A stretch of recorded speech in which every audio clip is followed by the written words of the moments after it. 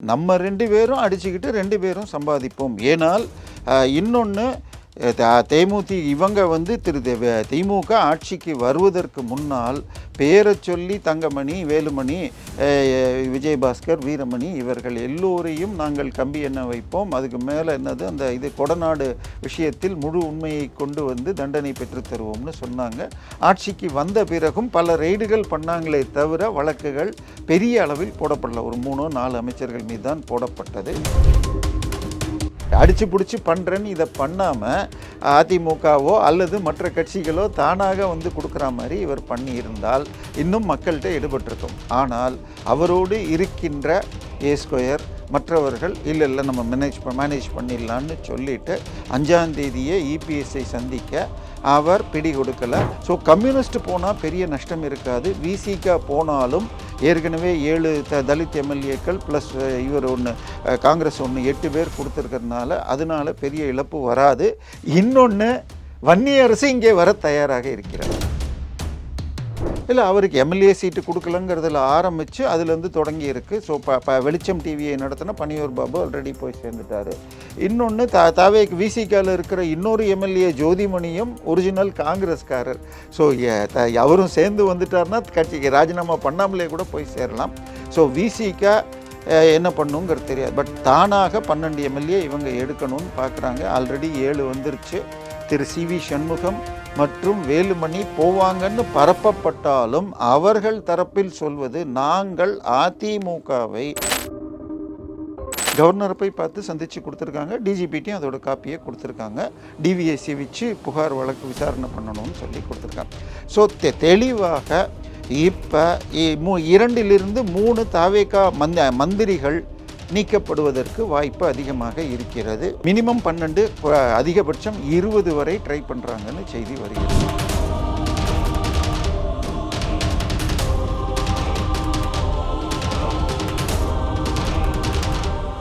Real one உறவுகளே, நடுநிலையோடு பொறுப்புடன் செய்திகளை வழங்கி பல லட்சக்கணக்கான மக்களின் நம்பிக்கையை பெற்ற நமது சேனலின் வளர்ச்சிக்கு உங்கள் ஆதரவு தேவை. இந்த ஊடக பயணம் தொடர்ந்து வலுப்பெற திரையில் தெரியும் QR கோட் ஸ்கேன் செய்தோ அல்லது டிஸ்கிரிப்ஷனில் உள்ள வங்கி விவரங்கள் மூலம் உங்களால் முடிந்த அளவு சப்போர்ட் செய்யுங்கள். உங்கள் ஒவ்வொரு ஆதரவும் நமது குரலை இன்னும் பல லட்சம் பேரிடம் கொண்டு செல்ல உதவும். ரியல் ஒன் நேயர்களுக்கு வணக்கம். இன்று நம்மளுடைய நேர்காணலுக்கு அரசியல் விமர்சகரான திரு தேவப்பிரியா அவர்கள் இணைஞ்சிருக்காங்க. சார் வணக்கம். வணக்கம். தற்போது தாவேகாவில் அதிமுகவில் முன்னாள் அமைச்சர்களாக இருந்த 2 விஜயபாஸ்கரும், விராலிமலை விஜயபாஸ்கர், கரூர் விஜயபாஸ்கர் இருவரும் இணைஞ்சிருக்காங்க. இந்த இருவருடைய இணைப்பு அப்படிங்கிறது சற்று விமர்சனத்துக்கு உள்ளாக்கப்பட்டிருக்கு. இருவர் மேலேயுமே ஊழல் விஷயம் இருக்குது. இந்த ஊழல் உள்ளவர்களை நீங்கள் சேர்த்துக்கிட்டீங்க அப்படின்னா எப்படி தூய சக்தியாக இருப்பீங்க அப்படிங்கிற மாதிரியான விஷயங்கள் சொல்லப்படுது. இதை தொடர்ந்து அடுத்தடுத்து அதிமுகவில் பல பேர் இணைய போகிறாங்க. இன்றைக்கே கிட்டத்தட்ட ஒரு 10,000 பேர்கிட்ட இணைஞ்சதா சொல்லப்படுது. இதை தொடர்ந்து அதிமுகவில் இருக்கிறவங்களும் நிறைய பேர் இணைய போகிறாங்க. அதிமுகங்கிறது தற்பொழுது ஒரு லெட்டர் பேட் கட்சி தான் அப்படிங்கிற மாதிரியும் விஜயபாஸ்கர் பேசும்போது சொன்னார். அவர் பேசினதை தான் நம்ம சொல்கிறோம் அப்படிங்கிற மாதிரியும் சொல்லியிருந்தார். ஸோ இந்த இணைப்பு அப்படிங்கிறத எப்படி பார்க்கறது? திமுக இதை என்ன மாதிரியான ஒரு பார்வையில் பார்த்துக்கிட்டு இருக்கு? ஏன்னா வரலாறுகளை பார்க்கும்போது திமுக அதிமுக இந்த இரு கட்சிகளையும் தோற்கடிக்கணும், நம்ம ஆட்சிக்கு வரணும் அப்படின்னு ஒரு கட்சி உருவானா அந்த இரு கட்சிக்கு முன்னாடி அந்த கட்சி அழியும். இல்லைனா அந்த இரு கட்சி கையை பிடிச்சி தான் அந்த கட்சிகள் இருக்கும். ஃபார் எக்ஸாம்பிள் தேமுதிகவாக இருக்கட்டும், மக்கள் நீதி மையமாக இருக்கட்டும், இதுக்கு முன்னாடி பாமகவாக இருந்ததாக இருக்கட்டும், அப்படி தான் இருந்திருக்கு. ஆனால் திமுக இந்த இரு கட்சிகளினுடைய பார்வையில் ஒரு கட்சி வளருது அப்படிங்கிறதையும் எப்படி பார்க்கறது அப்படிங்கிறத பற்றி பேசலாம் சார். இல்லை, நீங்கள் சொன்ன எல்லா உதாரணங்களும் 8-10% தாண்டலை. எந்த ஒரு தேர்தலிலும் வைகோ முதல்ல 96 முதல் தேமுதிக 2006 8%, 2009 10% தொட்டாங்க. மக்கள் நீதி மையம் 6% கூட எடுக்கலன்னு நினைக்கிறேன். ஸோ அதை எதையும் கம்பேர் பண்ண முடியாது. ஆனால் நம்ம 2 பேரும் அடிச்சுக்கிட்டு 2 பேரும் சம்பாதிப்போம். ஏனால் இன்னொன்று இவங்க வந்து திமுக ஆட்சிக்கு வருவதற்கு முன்னால் பேரை சொல்லி தங்கமணி, வேலுமணி, விஜயபாஸ்கர், வீரமணி இவர்கள் எல்லோரையும் நாங்கள் கம்பி எண்ண வைப்போம், அதுக்கு மேலே என்னது அந்த இது கொடநாடு விஷயத்தில் முழு உண்மையை கொண்டு வந்து தண்டனை பெற்று தருவோம்னு சொன்னாங்க. ஆட்சிக்கு வந்த பிறகும் பல ரெய்டுகள் பண்ணாங்களே தவிர வழக்குகள் பெரிய அளவில் போடப்படல. ஒரு 3-4 அமைச்சர்கள் மீது தான் போடப்பட்டது. ஆனால் எதுவும் பண்ணல. இப்போ இவங்களுடைய சிக்கல் ஒன்று, மக்கள் இவங்களை நம்பி பெருவாரியாக ஓட்டு போட்டிருக்காங்க. முதல் விக்கிரவாண்டி பேச்சிலேயே கூட்டணி ஆட்சி யார் வந்தாலும் ஆட்சியில் பங்குன்னு சொல்லி யாரும் வராத போதும் 35% கூட்டணி இல்லாமல் என்பது மிகப்பெரிய ஓட்டு. மேக்ஸிமம் 10% மற்ற கட்சிகள் வாங்கினது. 27 விஜயகாந்த் அவர்கள் வந்து ஒரு 10% கிட்ட 8 சட்டமன்ற தேர்தலில் 8 உங்களுக்கு நாடாளுமன்ற தேர்தல் 9.6 2009 ஆல்மோஸ்ட் 10 கரெக்ட். இல்லை, அதுக்கும் 35க்கும் சம்பந்தமே இல்லை. ஸோ எம்ஜிஆர் முதலில் 1977 வாங்கினதே 32 தான். ஒன்று மெஜாரிட்டி வாங்கினார். பட் ஒன்று எம்ஜிஆரையும் இவரையும் கம்பேர் பண்ணக்கூடாது. எம்ஜிஆர் காலத்தில் 21 வயசில் தான் ஓட்டு, இப்போ 18 வயசில் ஓட்டு. ஸோ அந்த சின்ன வயசில் ஒரு உணர்ச்சி வசப்பட்டு போடு அப்போ கம்மிங்கிறதையும் புரிஞ்சுக்கணும். ஸோ விஜய் வாங்கி இருக்கிற ஓட்டு நிச்சயமாக நல்ல ஓட்டு. மக்கள் என்ன காரணமோ எதுவோ இன்னொரு எம்ஜிஆராக இன்னொரு ஜெயலலிதாவாக பார்த்து போட்டுட்டாங்க. ஆனால் 108 தான் வந்துச்சு. அதிக ஓட்டு வாங்கியும் சீட்டு குறைஞ்சி போச்சு. ஸோ இதை அவர் 2 தப்பு அவர் பண்ணிட்டாரு. ஒன்று, முதல்ல லெட்டர் கொடுத்தப்ப சிங்கிள் லார்ஜஸ்ட்னு கொடுத்திருந்தால் கவர்னர் இழுத்திருக்க வேண்டி இருந்திருக்காது. இரண்டாவதாக எனக்கு மெஜாரிட்டி கொடுக்கல, நான் பேசாமல் எதிர்கட்சியாக உட்கார்றேன்னு அனௌன்ஸ் பண்ணி இவங்களை தானாக வர வச்சிருக்கலாம். சரி, அடித்து பிடிச்சி பண்ணுறேன்னு இதை பண்ணாமல் அதிமுகவோ அல்லது மற்ற கட்சிகளோ தானாக வந்து கொடுக்குற மாதிரி இவர் பண்ணியிருந்தால் இன்னும் மக்கள்கிட்ட எடுபட்டிருக்கும். ஆனால் அவரோடு இருக்கின்ற A² மற்றவர்கள் இல்லை நம்ம மேனேஜ் பண்ணிடலான்னு சொல்லிட்டு 5ஆம் தேதியே EPSஐ சந்திக்க அவர் பிடி கொடுக்கலை. அதுக்கு பிறகாக ஆப்ரேஷன் ADMK ஈட்டிங்னு ஒன்று ஆரம்பித்து ஒரு பக்கம் செங்கோட்டையன், இன்னொரு பக்கம் A², அதன் பிறகு லீமா ரோஸ் கான்டாக்ட் பண்ண CV சண்முகம், வேலுமணியை கான்டாக்ட் பண்ணி 36 MLAக்கள் வரை CV சண்முகம், வேலுமணிக்கு ஆதரவு ஒரு டைட்டில் இருந்தது. அப்படி இருந்த நேரத்தில் இங்கே முதல்ல ரஜினி, அதன் பிறகு EPSA முதல்வர், அதன் பிறகாக இது திருமானு போக இது எல்லாமே இல்லாமல் வந்துருச்சு. ஸோ இப்போ இந்த இப்போ கிட்டத்தட்ட காங்கிரஸ் 5, கம்யூனிஸ்டுகள் 4, 9, IUML, VCK சேர்ந்த 13 சீட்டு வருது. இந்த 13ல் கம்யூனிஸ்டுகள் கூட்டணியில் இல்லை. ஸோ அவங்கள எந்த அளவுக்கு நம்ப முடியும்? VCK காங்கிரஸை பொறுத்த வரைக்கும் காங்கிரஸ் ஓட்டுக்கள் வேணுங்கிறதுனால வச்சிருக்காரு. இல்லாட்டி அந்த 5 MLAக்களும் எப்பொழுது வேணுமானாலும் காங்கிரஸ்லேருந்து ரிசைன் பண்ணிட்டு தாவேக்கால் இணைய தயார். அந்த பேச்சுவார்த்தையே கிட்டத்தட்ட முடிந்து விட்டது.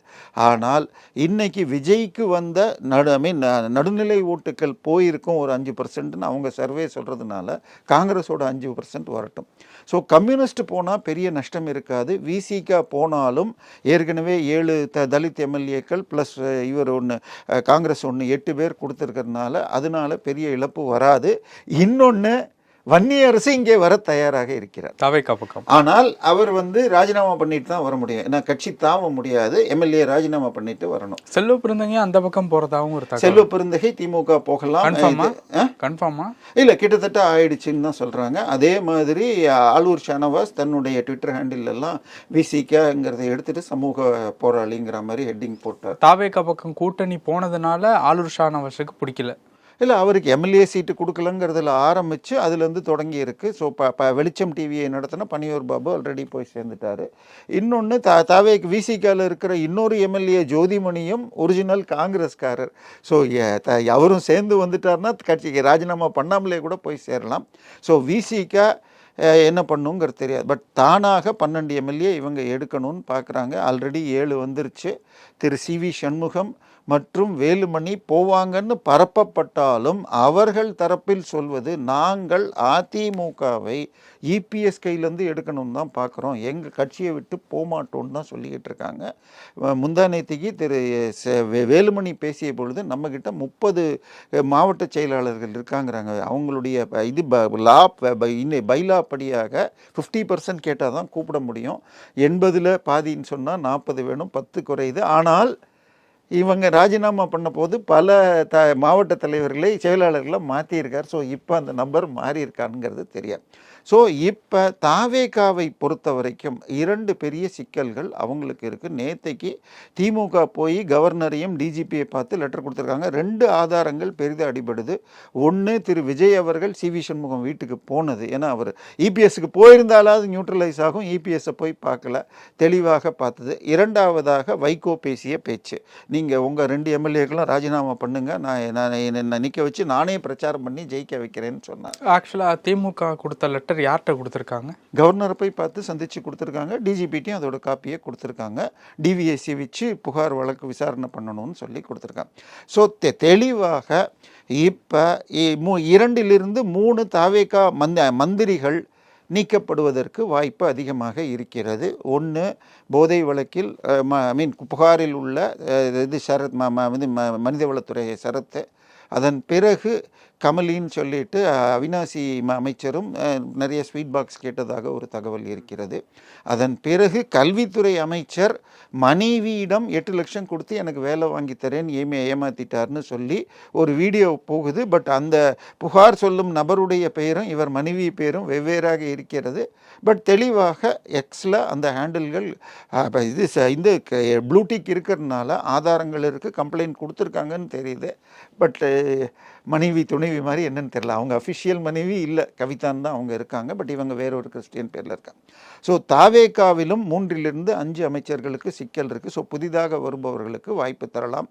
ஈரோடு கிழக்கில் இன்றைய தினம் வருகிற செய்தி, திரு ஸ்டாலின் நின்னால் வைகோன்னது போய் தற்போது ஜான் ஆரோக்கியசாமி நிற்க வைக்கப்படுவார் என்று ஒரு செய்தி வருகிறது. ஏன்னா ஜான் ஆரோக்கியசாமி நேற்றைய தினம் இணைப்பின் அந்த கூட்டணிக்கு அழைக்க போன போது அவரும் கூட இருந்தார். இத்தனை நாள் கேமரா முன்னாடி வராமல் இருந்தார். ஸோ தற்போது அவரும் முன்னணியில் வர தயார் என்றும் அவர் ஈரோடு கிழக்கில் நிற்கக்கூடும் என்பதும் ஒரு செய்தியாக இருக்கு. இப்போ இந்த இடைத்தேர்தல் அப்படிங்கிறது டோட்டலாக இப்போ வரைக்கும் ஒரு 7 தொகுதிகள் அப்படிங்கிற மாதிரி. அப்போ அது எத்தனை வரைக்கும் நீள்வதற்கு? மினிமம் 12, அதிகபட்சம் 20 வரை ட்ரை பண்ணுறாங்கன்னு செய்தி வருகிறது. அப்போ அது இடைத்தேர்தல் இல்லை, மினி தேர்தல். ஓகே, இது அப்போ அப்படி தானே நடந்தது. உங்களுக்கு 2019 பாராளுமன்றத்தோடு 18 நடந்து 8-9 அதிமுக ஜெயிச்சு தேவையான இது கிடைச்சது. கிட்டத்தட்ட அந்த நிலை இப்போ இருக்கும். ஓகே சார், பல விஷயங்கள் பேசியிருக்கோம். நேரத்திற்கு நன்றி. உங்கள் பிசினஸ் இன்னும் அதிக மக்களை சென்றடைய வேண்டுமா? இன்றைய டிஜிட்டல் உலகில் சரியான ப்ரமோஷன் தான் வெற்றியின் முதல் படி. தமிழகம் முழுவதும் பல லட்சக்கணக்கான பார்வையாளர்களை தினமும் சென்றடையும் ரியல் ஒன் யூடியூப் சேனல்களில் உங்கள் பிசினஸ் இனி எல்லோரும் அறியட்டும். குறைந்த செலவில் அதிக ரீச். உங்கள் பிராண்டுக்கு நம்பிக்கையும் வளர்ச்சியும் சேர்க்க இன்றைய எங்களை தொடர்பு கொள்ளுங்கள். 928 00 87 164.